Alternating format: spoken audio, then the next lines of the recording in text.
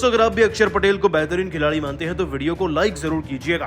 जीत के बाद जब मैन ऑफ द मैच बने अक्षर पटेल तो भावुक होकर उन्होंने धोनी को याद कर कुछ ऐसा कह दिया कि करोड़ों भारतीयों का दिल जीत लिया।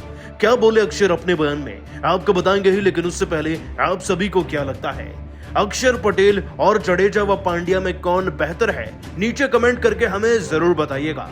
दोस्तों दूसरे वनडे मैच में अक्षर पटेल ने गेंदबाजी से नहीं बल्कि बल्लेबाजी से ऐसा इतिहास रच दिया है जो कि इतिहास की किताब के सबसे ज्यादा सुनहरे अक्षरों में लिखा जाएगा।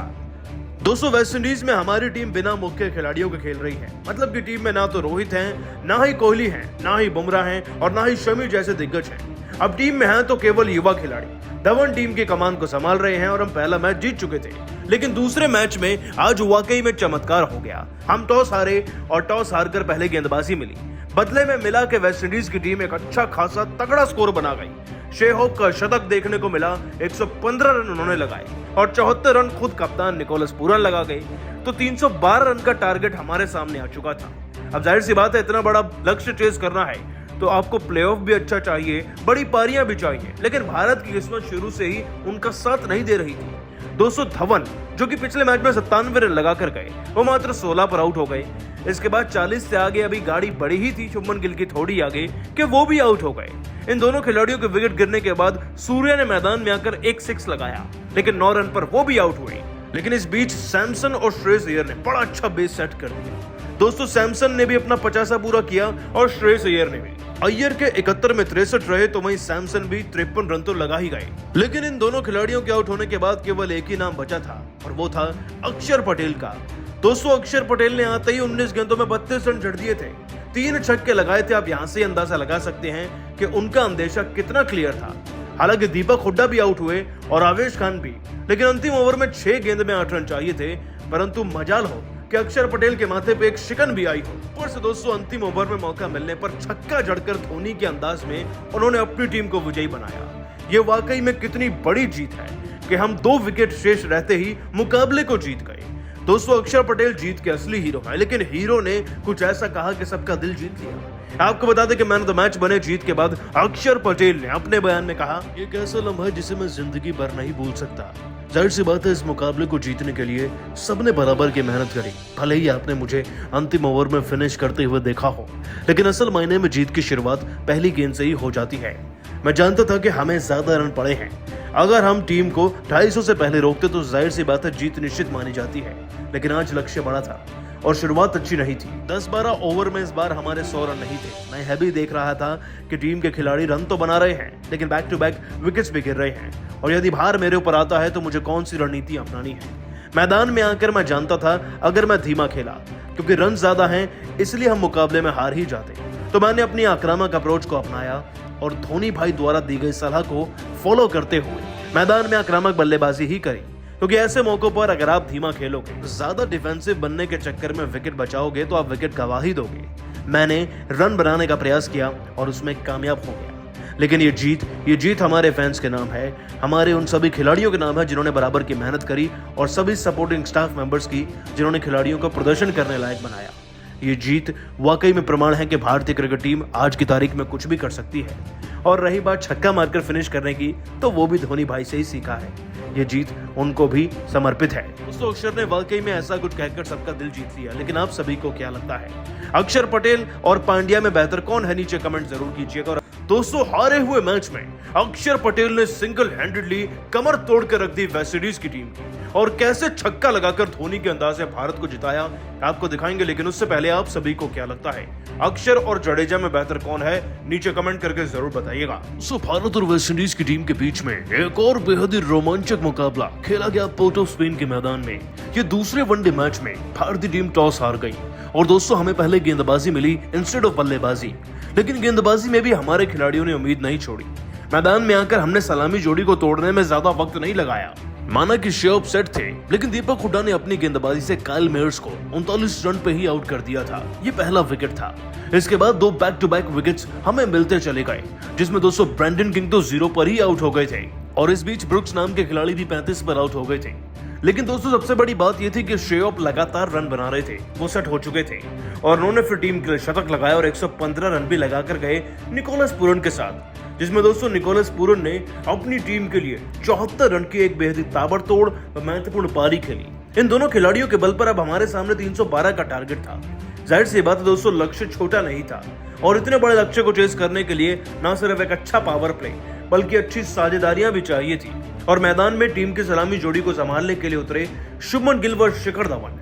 अब दोनों खिलाड़ियों से बहुत ही उम्मीद थी। धवन तो पिछले मैच में 97 बनाकर गए, लेकिन इस बार धवन का हिसाब नहीं चल पाया क्योंकि वो बेहद ही धीमी बल्लेबाजी कर रहे थे। 31 गेंदों में उनके 13 रन थे और यही धीमापन उन्हें ले डूबा। दोस्तों धवन का पहला विकेट गिरा। उसके बाद मैदान में शुभमन गिल के बल्ले से कुछ एक रन जरूर निकले थे। वो 40 के पार अभी पहुंचे ही थे कि वो भी आउट हो गए। इन दोनों खिलाड़ियों के आउट होने के बाद मानो भारतीय क्रिकेट टीम बैसाखी पर आ गई थी, क्योंकि दोस्तों ये दोनों जब आउट हुए तब तक ना तो 20 ओवर हुए थे और ना ही भारतीय टीम 100 पार कर पाई थी। ऊपर से पावर प्ले भी धीमा रहा, जिसके चलते हमें वो बेस मिल ही नहीं पाया जिस पर टीम का आधार रखा जा सके।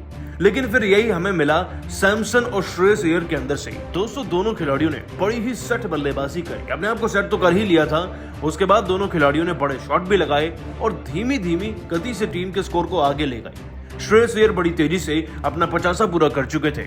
वो चौके और छक्के जड़ रहे थे, लेकिन 71 गेंदों में 63 रन बनाकर वो भी अंपायर कॉल का शिकार हो। उम्मीद थी कि सैमसन कुछ बड़ा कर देंगे और वो कर भी रहे थे कि तभी दोस्तों दीपक हुड्डा की एक गलत कॉल के चलते सैमसन को रनआउट हो जाना पड़ता है और 51 गेंदों में 3 चौके व 3 छक्के जड़ने वाले संजू सैमसन भी मात्र 54 रन पर ही आउट होकर रह जाते हैं। दोस्तों आपको बता दें कि संजू सैमसन के आउट होने के बाद भारतीय क्रिकेट टीम की जीतने की उम्मीदें न के बराबर होती हैं और यही वो सबसे बड़ी गलती बनती है जो कि हुड्डा को नहीं करनी थी इस मैच में। हालांकि दोस्तों हुड्डा का साथ देने के लिए अब अक्षर पटेल आते हैं और अक्षर पटेल कुछ ऐसा कर देते हैं कि जीत में विश्वास 2 गुना नहीं बल्कि 10 गुना हो जाता है। अक्षर पटेल मैदान में आकर 1 नहीं 2 नहीं बल्कि 3 गगनचुंबी छक्के जड़ देते हैं।